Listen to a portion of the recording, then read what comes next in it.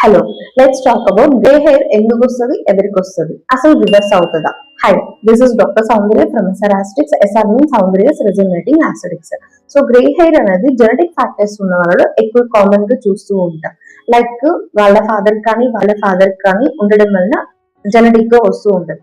But teens లో కూడా వస్తూ ఉంటది. టీన్స్ లో రావడానికి reasons habitual things like smoking, habitual things, lack of sleep, stress related, environmental factors ఉండడం వలన వస్తూ ఉంటది. అండ్ మెడికల్ గా vitamin D and B12 deficiency, thyroid, iron deficiency ఉన్న వాళ్ళలో కూడా చూస్తూ ఉంటాం. సో దీన్ని ఎలా కంట్రోల్ చేసుకోవాలి?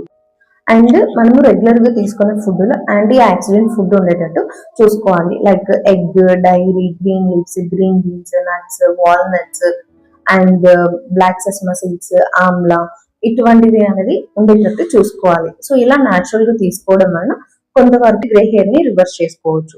అండ్ రీసెంట్ గా గ్రే హెయిర్ స్టార్ట్ అయిన వాళ్ళకైతే మనము PRP ద్వారా కూడా కంట్రోల్ చేసుకోవచ్చు.